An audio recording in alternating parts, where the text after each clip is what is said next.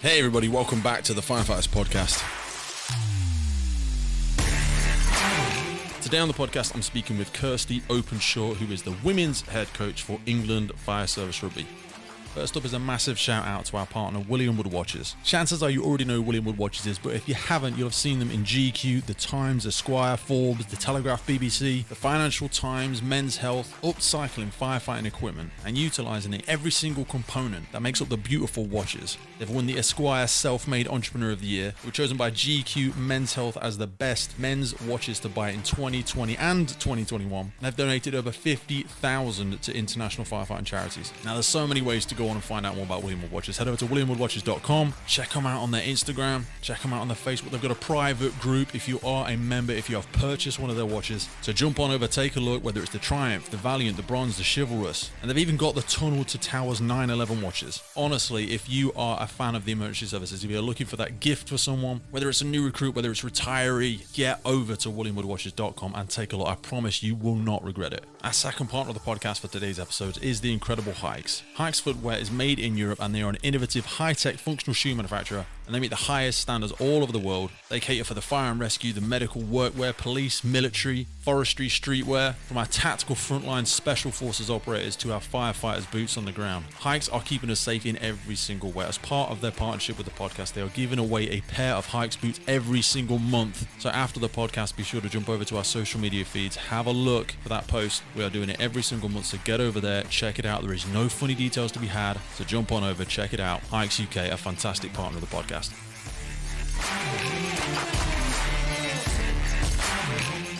I was really excited to get today's episode on because it's so important that we give in platforms to absolutely everybody, especially when they want to get involved in something like England Fire Service Rugby, where they are championing people's fitness. There's the cultural aspect, there's how much character it builds in a game like that, and also the fact that we're now able to get a whole women's team together was just really exciting to hear. So I wanted to get in contact with Kirsty. We will most likely be having a follow-up episode at some point with the boys as well, so stay tuned for that one.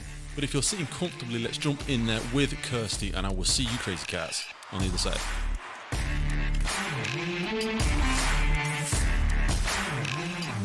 Hey Kirsty. Hey Pete, how's it going? I'm awesome, how are you? Yeah, good, thank you. I love your staircase. It's treacherous. Really bloody treacherous. When one or two bevies are in there, I'm sure it's a little bit of a... Because you've got the narrow bit on the inside, haven't you? Yeah. Have you ever just completely stacked it or anything like that? Yeah. You did a podcast a few months back with my other half, Bex Rowe. She's a rugby player as well. Yeah, she broke her toe going down that not long ago. What a dick. I know, what an absolute bellend. Oh, how are you anyway? I'm fantastic. She's awesome. How's her training going? Yeah, good. They're really bang on it at the minute. So she's been away in Sweden doing various camping. They found this guy that was SAS and he does lots of expedition type training. So they went away for a week then. They've just done some crevasse training down south. That is wicked. Have they managed to get people to donate that training, if that makes sense? As a little bit of help their business out, get a bit of alignment, all that sort of stuff. Because we do some cold weather training and stuff with the ISAR team and stuff like that. And it's so crucial to get that. I'd argue even far more so for what she's doing and what all the Antarctic Angels are doing. Yeah. It's such a colossally long journey, even in terms of the prep. I mean, not actually the actual journey. Tell me about it. We spoke about I know. This mindset of the Olympic cycle. That's even harder. That's just I know. It's not. I would struggle with that because I'm a recovered addict and I'm like, 4 now. Do you know what I mean? I'm like, yeah. When is it? Next week? Do you know what? It's 3 years. Oh, fuck it. No. Oh, no. Well, I'm exactly the same. Hats off to them. But at the same time, that has always been her life. So training for 3 or 4 years, like she did when she was trying to go to the Olympics, that's just normal for her. Whereas I'm like, oh my God, you're away again. Yeah. Stop talking about it. It's awesome. I promise you, I am supportive of it. No, you are, yeah. And it's tough as well because when you're both quite gregarious people that are also quite driven, because there's always somebody that has their own stuff going on in a relationship, and they should do. But you have to find the right person, don't you? Because in relationships, some people are like, oh, for you want to do loads of stuff, and they just want to like not do anything, and that's really difficult. And I had that with my wife for a period of time. We're still together, but it was like she was like, oh, I'm your number one fan, and all this sort. And she didn't say that. I was a fan of shit, but she was like, she supported me. But I was like, yeah, but I want to support you as well. You know, I want to be front row cheering you on. So you go and do your shit. You go and live your life. Because there's also a certain amount of just fear from people that they do want to do something, even if it's like, it hasn't got to be an Antarctic fire ranger. It can be like, I want to paint. My wife always wanted to have a horse. She wanted to do horse riding again. I was like, let's get a horse. You know, we've got 2 horses now. Yeah, but she was always like, oh, God, I'm not the sort of person that could ever own a horse. Oh, God, rich people do that. And I'm like, don't be like, you know, if you can do it, let's do it. You know, let's just break it down, work the steps out. What do we need to do it? How much is it? Blah, blah, blah. And we do it. Yeah. And if you're passionate about it, you'll make it work. Absolutely. Like, make it happen, don't you? Yeah, it's a great Jim Carrey quote, you know, where he's like, you know, you can fail at what you don't love. So you might as well have a go at failing at what you love. Right, ready for it? Yeah, ready.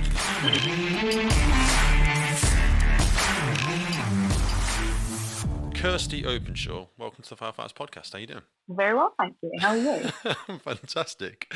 So we've been speaking to a few different members of the team running up to this, and I really wanted to have you guys on because alongside yourself, so you're the women's head coach, and we may be speaking to a few of the members of the team at different points as well, but you are here with England Fire Service Rugby. Yeah. How long have you been involved in it? So I'm still Sprog, so I've actually only been a firefighter since last summer, since August. And then it was kind of Christmas time, New Year-ish, I think, that it came about. And I pretty much jumped at the chance of what I do anyway. So before I got in the fire brigade, I was in rugby development and rugby coaching. So it was, a really kind of exciting opportunity. So, it's kind of been a little bit of a work in progress and a bit of a baby for the last however many months, 10 months. Now, obviously, we've spoken to your partner before. Has rugby always been something you've been part of, or is it just kind of a passion that's turned into something you do professionally, or how did it come about for you?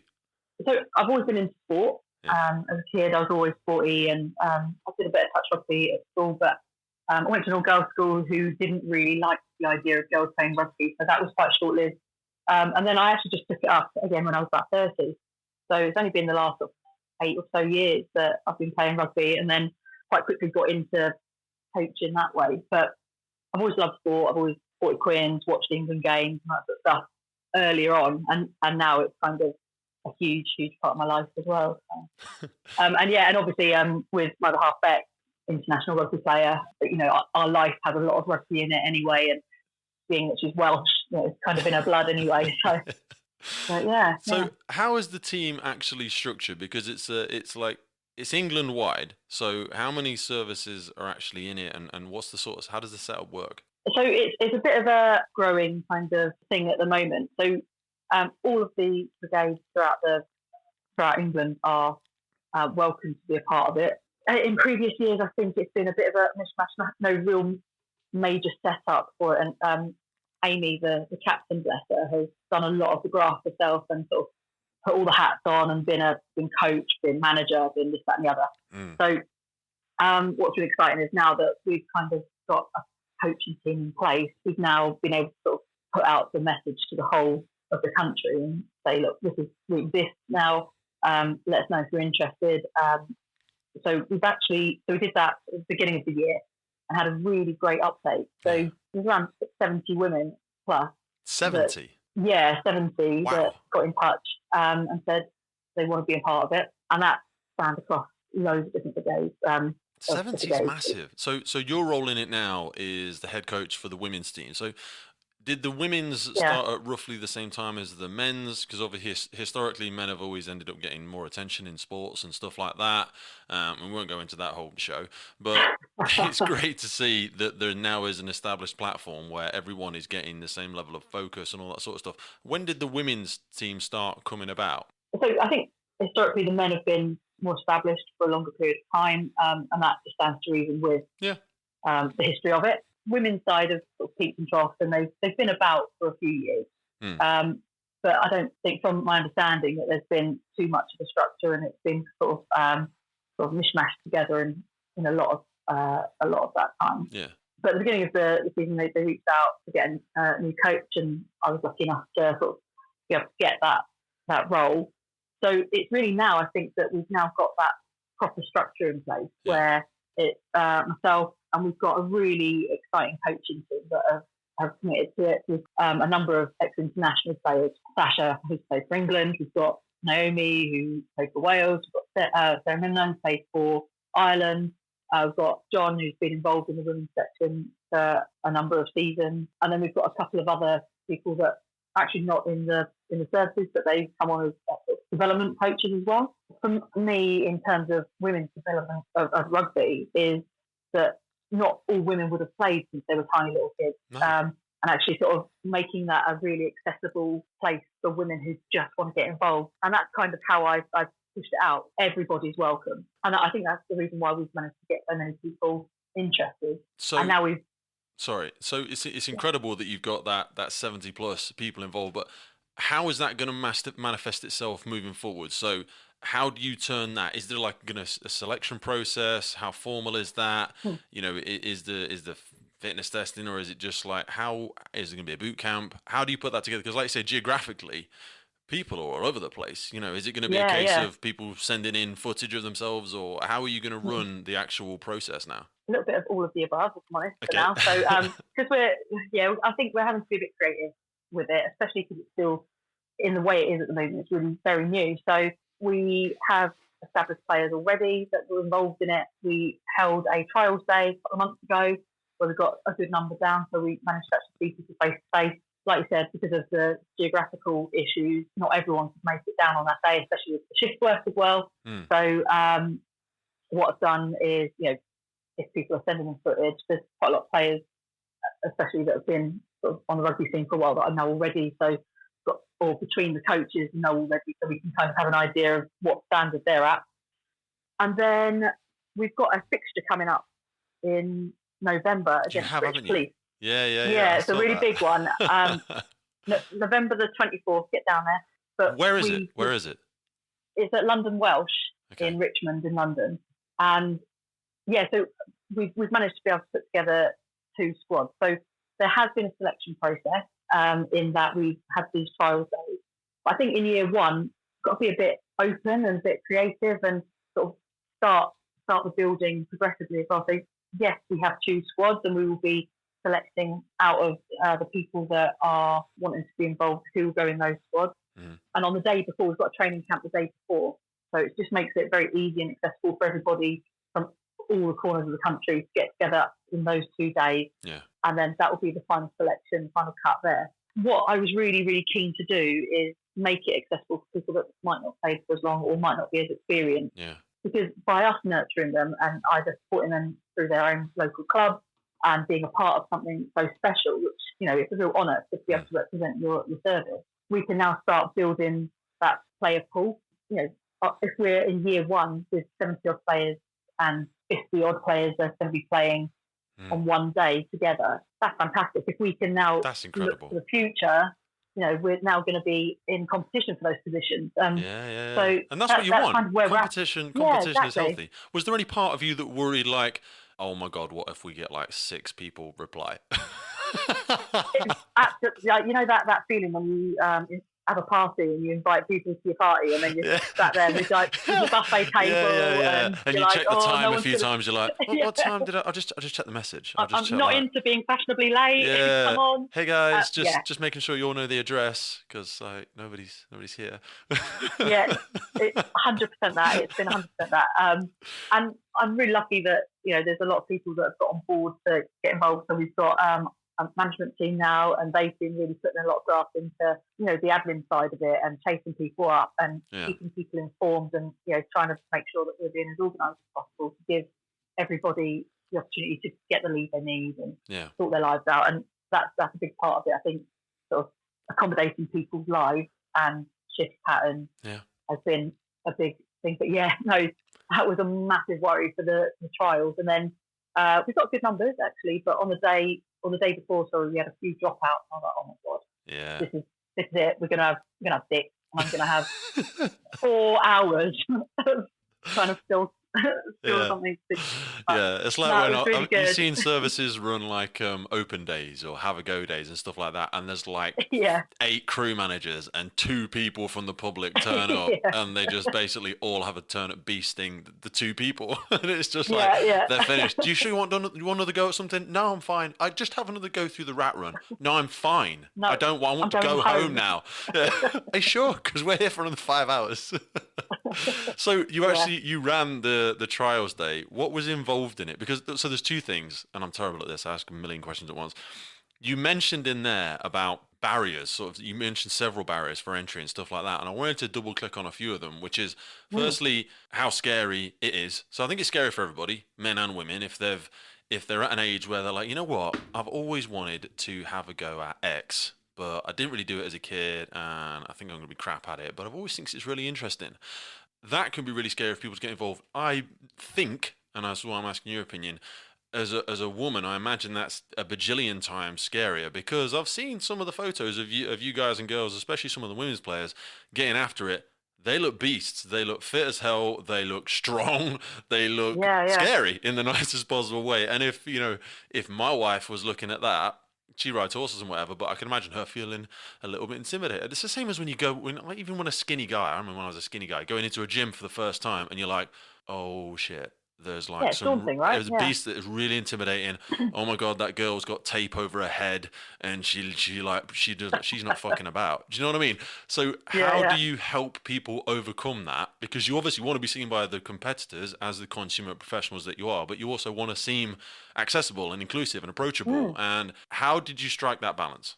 I think there's a lot of aspects. I think it can be daunting for women going into something, especially where it's a physical environment. I think it takes a certain sort of person to do a certain sort of sport anyway. You've got to have that about you. Yeah, you do. But I think making it really, really like a comfortable, safe environment. So, I mean, the coaches that we've got, they're really talented, skilled, experienced players. And in comparison, I'm nothing on them. I've played rugby and I wasn't the worst player in the world. But, I think where I can sort of intervene is bringing out the best in people and having that high positive energy and really showing that this is a really comfortable space, that everybody is there to get the best out of everybody. Mistakes don't matter, we learn from those. And actually, if you're having fun at something that's really tough, even if you're grafting, even if you're blowing, if you're having fun and enjoying it along with 40 of your mates, that's the best feeling in the world. And I think just really promoting the fact that rugby, especially out of all sports, there's something for everybody, like all shapes, sizes. We've got some fantastically amazing, big, strong women that, how valuable are they? As well as the teeny tiny ones that, can knit round everyone. So valuable, and all in different ways. We bring something to that. I also see great rugby players, as like the thinking man's soldier. Because we look at them and put them in that box and go, oh, big strong beast, and you're like, yeah, but they don't just hit their head against the wall. Do you know what I mean? The strategy that's involved in the game and being able to have that holistic view of stepping back and reading the play, you'll often find the fittest, strongest person on the field will very, very rarely, in my personal opinion, be the best player on the field, because sometimes they're just busy doing figure eights. Do you know what I mean? They're running like a beast from corner to corner, but they're not reading the play. They're putting in more energy than they actually need to. It's striking that balance between fitness and experience and strategy and knowledge, isn't it? Absolutely. And I think, like, you hit the nail on the head, especially with that kind of experience. You know where to exert yourself and how to exert yourself to get the best out of yourself. Rather than running a massive loop, you could cut a really smart line, like some simple things like that. But it does come with experience. And I think that's why I was so keen to be able to facilitate 2 teams as well. We've got our first 15, we've got our development 15, because that will filter itself through, and we're starting to build kind of a bit of sustainability in the team, and for it to kind of look after and nurture itself. Because you've got those experienced players, and we've got some. Looking at the lineup now, we've got some really exciting players. And we've got some people that have played international or are playing international. And we've got some players that are like, time to give that a go. And we've started to try and build this culture that, there's a place for you, and those new players will learn off of those experienced players. But actually, you've got these 2 teams that there's somewhere for everybody to play and feel like they belong and feel like they're doing something for their squad. So, I think And, you know, like with rugby as well, like culture is a huge, huge part of it. And if you create this really positive culture for development, for learning, for getting the best out of the person, not just the player, I think that's a really, really valuable thing. I wanted to ask you, because you said there about sort of making people feel welcome, and I want to really dissipate that fear. So I want to take our minds for a second to the person who literally does know nothing about rugby, which for all intents and purposes me. And you spoke about the trials. So, for example, you sent out the expressions of interest. How did you do that, by the way? How did you get in contact? Was it social media? Was it newsletters? How did you do it? Mainly social media, yeah. So I just put out onto the brigade group, so put that out to the existing team that was out. There's the Women's Fire Service social media. Yeah. In London, there's like a women's group on WhatsApp. Yeah. And I literally was just set up this link, this app that I found that you can kind of put a bit of a form together. Yeah. And people click on that, go, yeah, I'm pretty interested, sounds good. And then that just forms like a bit of a database. And I just kind of I wanted to grow this database of players. And then, so that was initially at the beginning of the year, just kept using those and social media and kind of trying to spread the word of the trials and that everybody's welcome. Didn't matter what ability or experience you had. So when you were sending that out about expressions of interest and filling out the form, when people read that word, trials, for some people, that's the trigger. They're like, oh shit, no, I'm not done. They're going to have me sprinting up a hill carrying Big Tracy. And I've seen Big Tracy. I'm not carrying Big Tracy. So let's because of that exact reason, I renamed it a welcome day. So Beautiful. it was a trial/welcome day. For that exact reason, especially, you know, if you're starting now, I really wanted to start fresh almost to make something big in the long term. Yeah. Whether or not it's me that continues it, you know, that's something now. Not everyone's going to be a seasoned rugby player yet, but actually, if we get them in and making them feel welcome, being part of it, and they know that we can help develop them and support them in their local playing of rugby as well.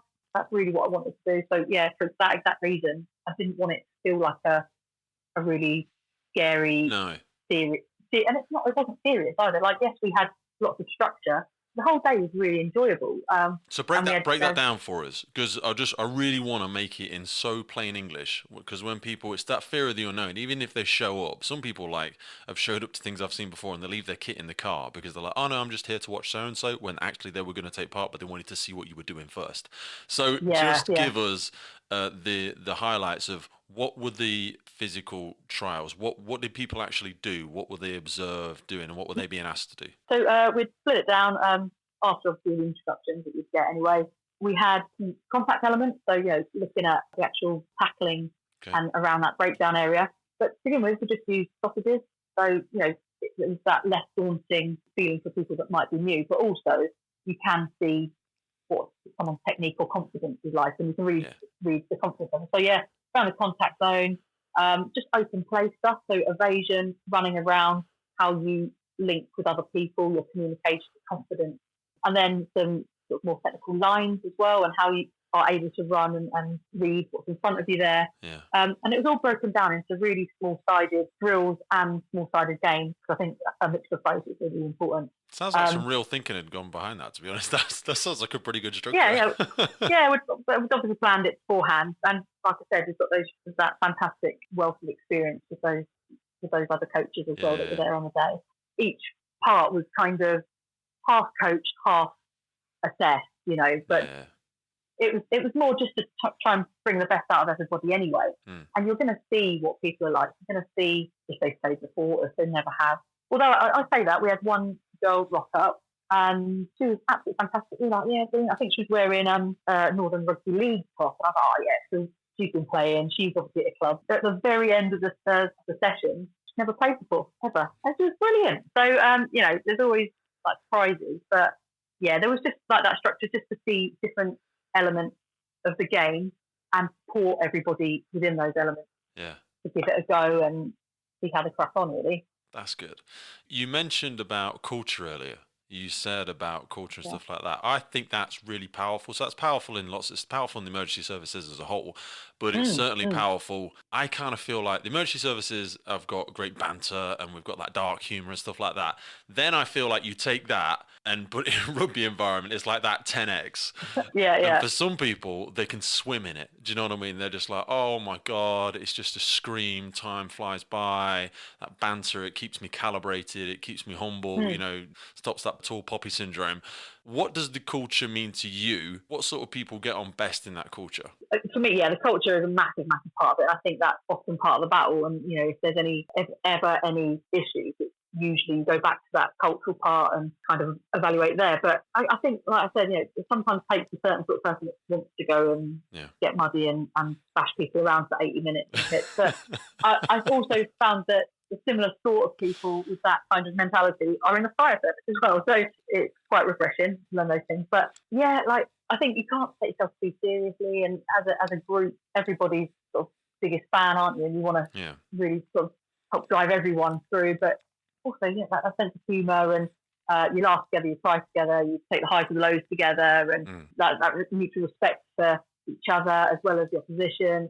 All of those kind of aspects of a really positive culture, I think, build a really strong knit team as well. I think culture is just the most powerful part of so many things. I always remember reading or listening to, an All Blacks audiobook, and there's several fantastic stuff that they have coming out of that. But one of the mantras for them is "No dickheads." And yeah, that's right. And I love it. And it's just that before that they did have something a bit more articulate and a bit more corporate-y. But it's, they always say if it's hard for somebody to remember, or when the words are on the wall but they don't mean anything, these days, for better or worse, some people feel like, oh, the etiquette has gone out of certain things, and where's people manners these days and stuff like that. I don't think that's necessarily the case. I think we just need to be a little bit more open about the way we use our language. And if we're not careful, we make everybody super clinical, and then we lose all the culture. Yeah, for sure. We just hemorrhage the culture. So when you think about that no dickheads aspect of what they do, whilst they kind of coined the phrase, I think that kind of exists everywhere, and certainly I see it existing in the emergency services. Have you ever worked with, or do you think you've ever had that, obviously you don't name any names, but ever had that dickhead in the team?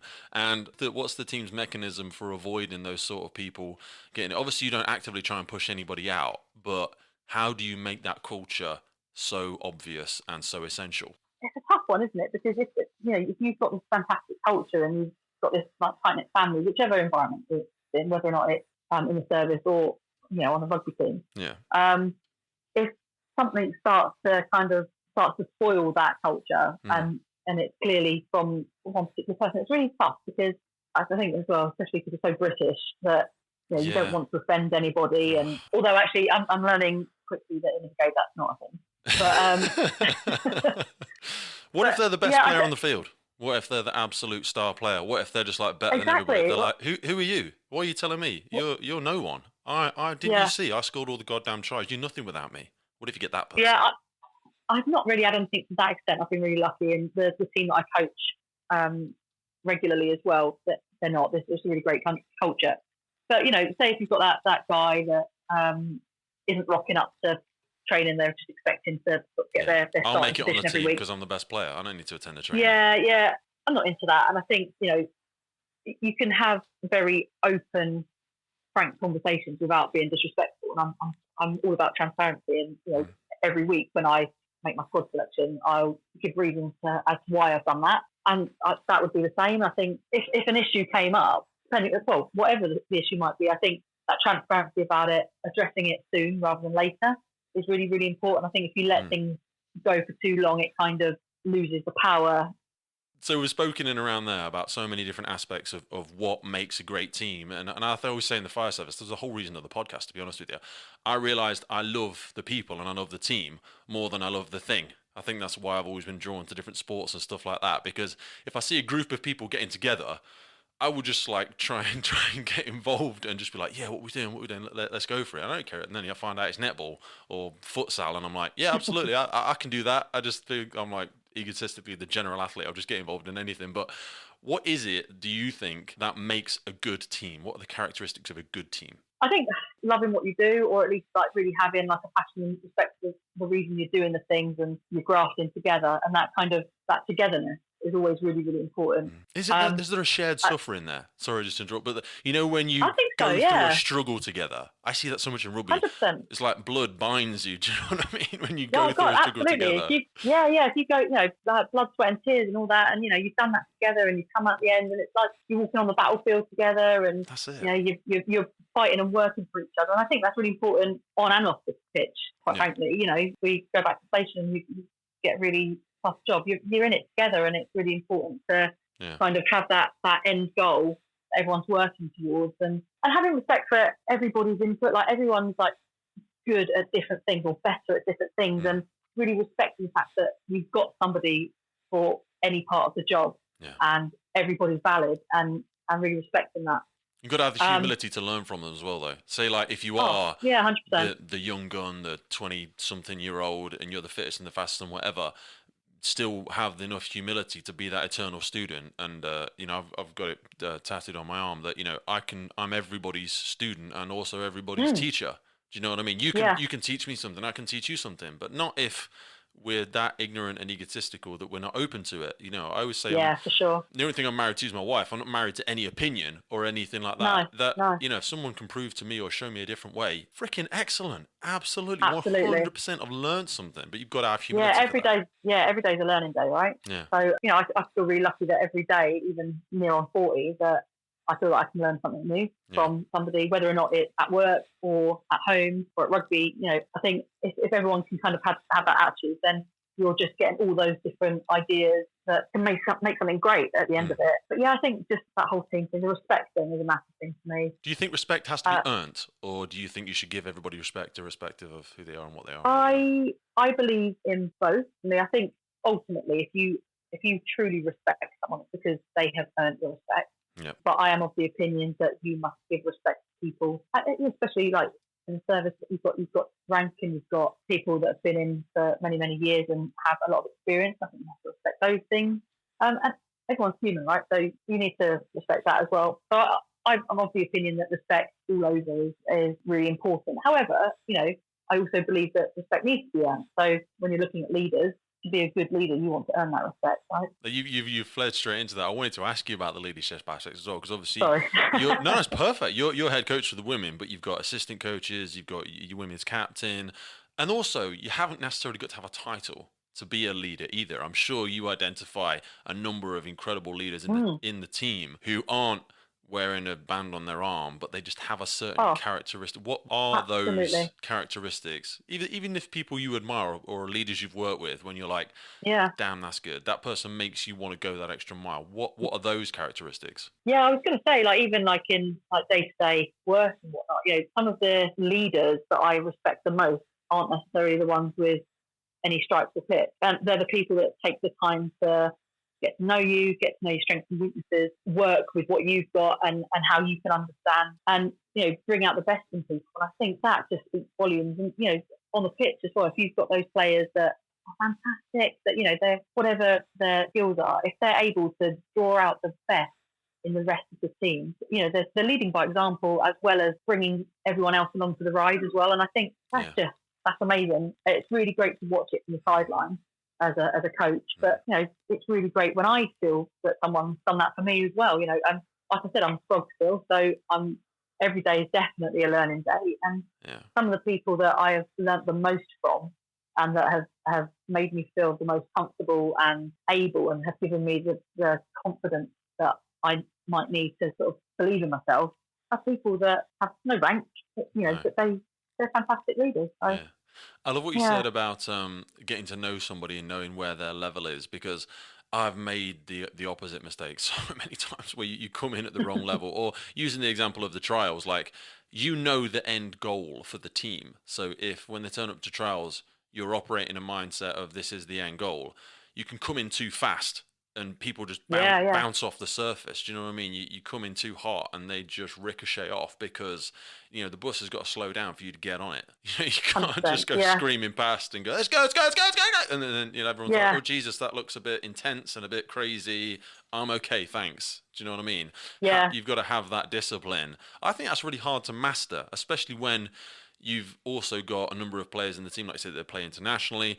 They're consummate professionals. They've got their own personal admin drilled down, how they train, how they eat, how they to be able to take that down to that other level. Is it the richness of different experiences in the team that gives you that? I think it can be a challenge and it can be a blessing as well. I think it's never a bad thing to peel things back to basics, because even people at the top of their game will still be practicing those basics. So that sometimes is a bit of a blessing in disguise, and then you can kind of build that up to allow for everybody. I think resources as well is really important. So I think women's sport in general have always kind of suffered from that, and it's getting better. Yeah. But the fact that we've got a number of coaches, you can actually start to separate the different levels of experience to make that the right sort of training for them and make that sort of level appropriate. But also like having just a couple of tricks up your sleeve on how to integrate them all. So if there's people that aren't ready for contact, for instance, you integrate a condition on a certain game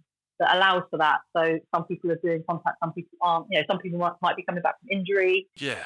So it's just having some tricks up your sleeve to be able to have annoying. Something going on. Sometimes and that's sometimes put me off getting in contact with some contact sports, is because it frustrates me, the idea of doing something for my general fitness, so it's not my paid job, and then the idea that someone might maliciously come and try and freaking hurt me is just annoying.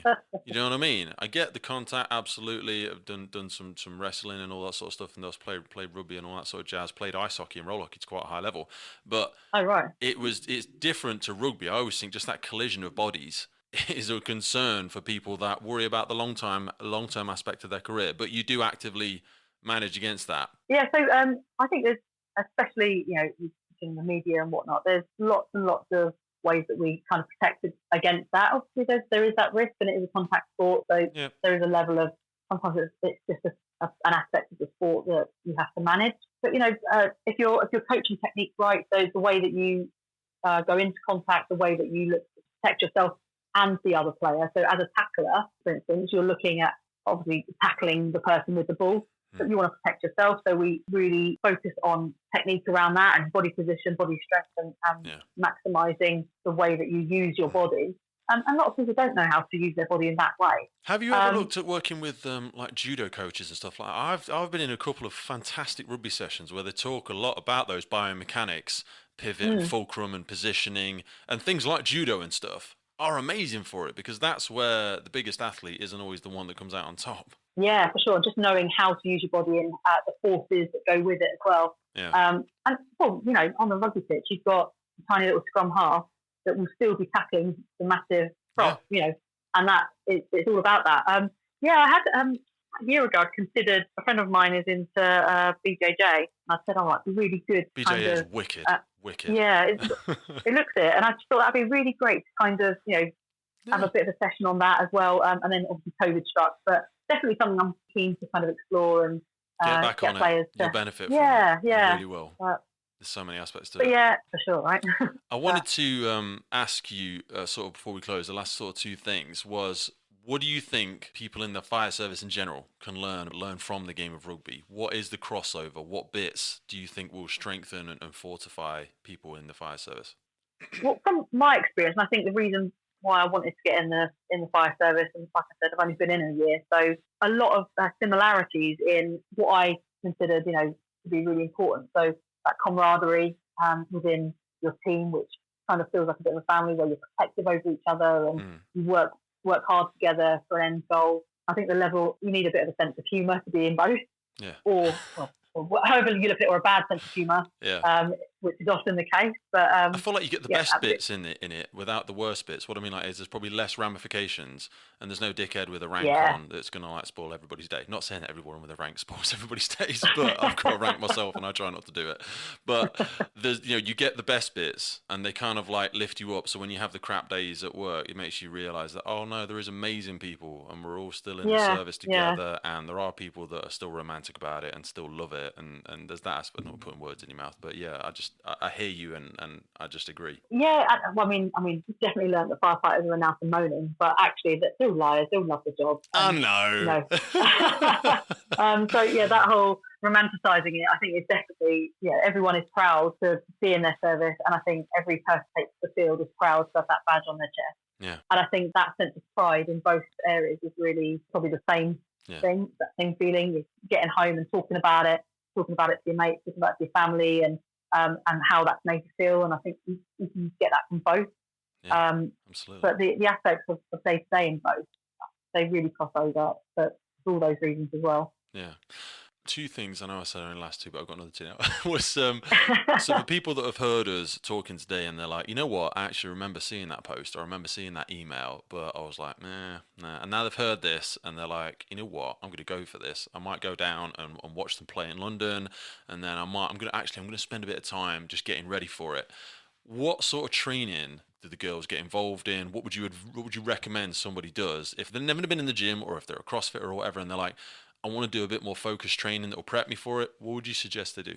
We're doing the service already. I mean, that element of fitness that you have already is really useful. I mean, the type of strength conditioning that you'd be doing, and even just that heavy lifting and whatnot. So that definitely transfers over. If it's someone that's going from sort of doing nothing, I would just say get down to your local rugby club, because whatever you think you can't do, you can. And the coaches there will tell you to do something, and it'll be something that you can do, because most people can run forwards and run around, and they can flop to the floor, and you can develop how to do that properly. And forgetting how to fall over, that's one of it. Yeah, If you have yeah. not fell over for the past 15 years, that idea of falling over. And also, I'll just speak from a personal friend of the family, is when some women have had children, they feel like they can't run anymore. They feel like their bladder and other aspects feel like, I feel like I'm going to wee myself all the time. Do you know what I mean? And that puts them off doing any sort of running. But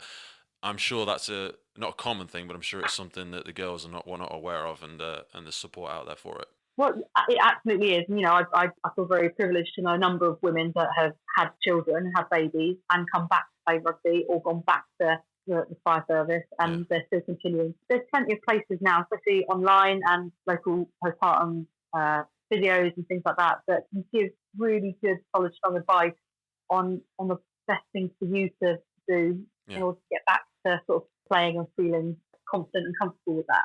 Yeah. So that should never ever be a barrier, because rugby is the place for everybody. There is something for someone, and I would always just implore anybody to ignore that little voice in the back of your head saying you can't do it. And that's a thief. I've got little voice is a thief. Oh, isn't it just? I've got to sort of do that myself. I've decided to get back to sort of training rugby, and I've put it off for 3 years, and I'm going tonight, and I'm absolutely shitting it, but what's the worst that's going to happen? I'll just get a couple of bruises, whatever. So good. Yeah, I think there's something for everybody, and if you want to get involved, get down to your local club. You can find them online. If you're in the service and want to get involved with the Firefighter team, what is that? That's the big bit. What is the best way? So if they've heard us today talking, how can women, girls, how can people get in contact, either to support or even sponsors and stuff like that? Because what you guys do is great, and obviously the guys and the girls need that aspect of support. There's lots of costs involved, and if people want to align themselves with you, whether it's through kit or support or anything like that, are you open to companies and people doing that? Absolutely, yeah. Yeah, lots of things there. So if you want to get involved, be a player or something like that, then we're on our social media. So just look up England Fire Service Rugby. There's generic ones for the men and women, and there's one for women as well. That's really easy to find. We're self-funded, so we get various sort of different funding streams and whatnot. And we're kind of very lucky that we've had a couple of sponsors get on board as well. If that's something that companies feel like they would like to support, and it's a really great cause, getting so many people active and they do. They want to get involved with that. They want. What company would not want to be involved in a bunch of fit, strong women who are also just happen to be heroes? I mean, the marketing sells itself. Do you know what I mean? That's just a no-brainer. People just need to know it exists, and people need to see what you girls are doing, because it's incredible and it's scary, and everybody's doing it. So what gets recognised and rewarded is going to get repeated. Yeah, 100%. And I might as well, I'll plug our fixture as well. Please do. Right. Please. No, absolutely plug the hell out of it. We've got our first big fixture coming up in November the 24th, where both of our teams, we've got our first 15 and our development 15 playing at London Welsh in Richmond in the afternoon. So the development one will be at 12:30 and the first team will be at 2 against the British Police. We've got loads and loads of interest already. We've got local schools bringing their female rugby players down as well to come support. We've got loads going on that day. We've got an outreach team coming down. We're just trying to make a really big event of it. It's a suggested donation of £3 Firefighters charity on the day. So £3? That's offensive. It needs to be at least a fiver. If anybody does not put a fiver in, you need to have a quiet word with yourself, folks. I know we're all struggling, but come on, let's get a grip. Exactly that. So if you want to dip in a bit deeper, that's fine. But just trying to make a massive day of it because these women deserve it. Women's sport deserves it. Women's rugby deserve it, and our firefighters and police officers and all of our emergency services deserve that recognition and support. And it's going to be a huge day of celebrating them. Are you worried about the rivalry, given that it's a common belief that police officers are people that fail to get into the fire service? Are you worried that any of them are going to be particularly disappointed in seeing you girls rock up? You know what? We're giving them a day to be around their heroes. So, I mean, how kind of us. Come on. They're like, guys, stop watching. I know you keep staring at the fire engines. Come over. Come and play with us. Exactly that. So, November 24th, 12:30. I'd advise everybody gets there at about 12. Get themselves set up. The bar's going to be open. Beautiful. That was it. Don't spend your first fiver there. First fiver's got to go to the charity and to the team. Everything we will drop in the notes below, a link to the social media and also a direct one for people that want to book on and get involved. Kirsty, thank you so much for coming on the podcast. I will leave you to that gorgeous dash hound that keeps jumping up into your lap. For anybody that doesn't know, Kirsty and her partner have got a beautiful little puppy that it keeps crying out for attention, so we've had to share that this morning. But thanks so much for that. Summer love to the rest of the team. Thanks so much. And I'll speak to you soon. Thank you very much. Yeah, great to meet you. You too. See you, bye. Take care. See you, bye.